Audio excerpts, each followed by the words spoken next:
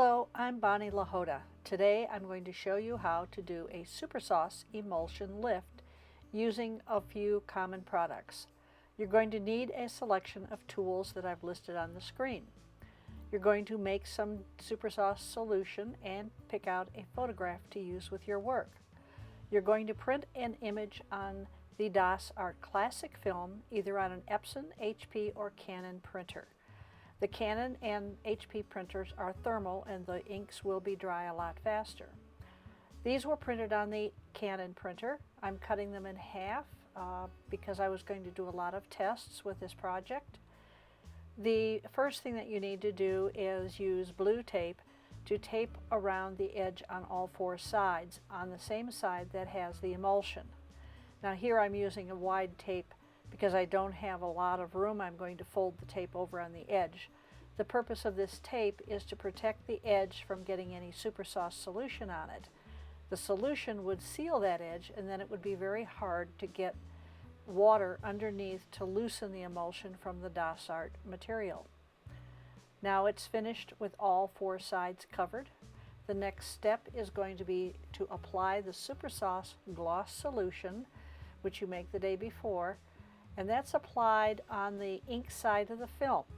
Be very careful not to brush back and forth once an area is wet. If an area gets wet with the sauce and sits for a minute and you were to go back over it, then the ink would move and it would smear.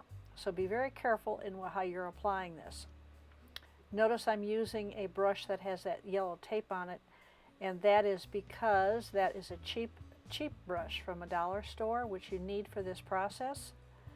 You're going to apply a second coat of this. And then about that brush, if it soaks in that SuperSauce solution for very long, because it's such a crummy brush, it will fall apart. So only have about 1 inch or 2 of sauce in your jar. Once all that's dry, take the film and remove all the blue tape. Once the tape is off, it's going to be dropped into a tray of water. And I generally leave this overnight. We're using the classic film because overnight is all you need. Then I'm going to mount this one on a sheet of glass, and I'm cleaning the glass with an original formula Windex product. Now I know many of the times in my instructions I have you clean surfaces with alcohol. Don't do that with the universal precoat because the alcohol and the precoat do not like each other at all. I'm going to spread the universal precoat over the glass with a gen brush, which is a little bit stiffer. Once that is all coated perfectly, lift your skin out of the water. You've had removed it from the film, and place it on the glass. Now you notice there's a little bit of a tear in there. The tear is just fine because we're going to wrinkle this and create all these lovely wrinkled emulsioned areas that show up in the final work. And we're just going to push that together and make it disappear. Now you watch there, it's gone. And that universal precoat's very slippery, and that's why you can slide this around and make any kind of an arrangement that you'd like. You can use almost any non-porous surface to mount these, and you can also mount them onto birch boxes that have been primed with the concentrates.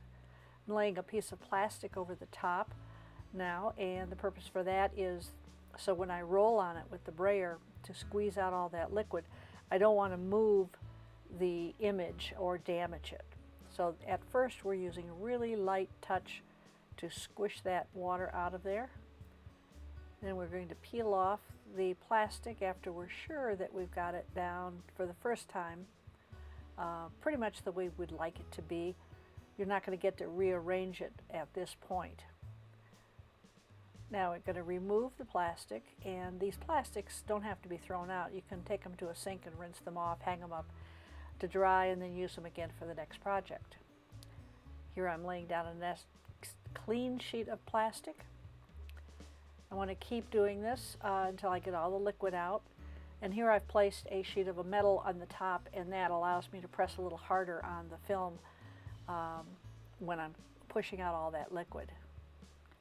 I generally do this 2 or 3 times.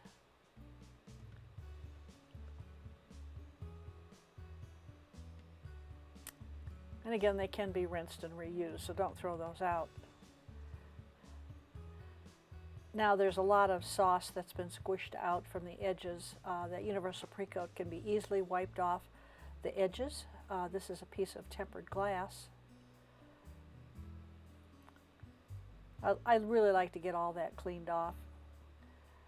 When it's fully clean, just allow the image to dry. Sometimes that can take a couple of days depending on where you live. This is a fun project from a workshop. We used a 50-pound brayer that I had custom made. It's kind of like a hand press, and we put the images on the floor so that we could really smash them. And this was a lovely example of how well that works. You don't have anywhere near as much trouble getting all that juice out this way. The selection of things that you can mount these on is nearly unlimited as long as the surface is smooth and non-absorbent. These are examples of emulsions transferred to a variety of materials. You can see that things that have a white background or a lot of white in them do show up the wrinkles a lot more. This one was placed on sanded gold mirror. This is my cat that was left in the water for 4 days. This is an example of the work that was produced in one of my more recent workshops. We do have the workshops posted on the DasArt website. They don't happen very often, but take a look and sign up when available. Thank you.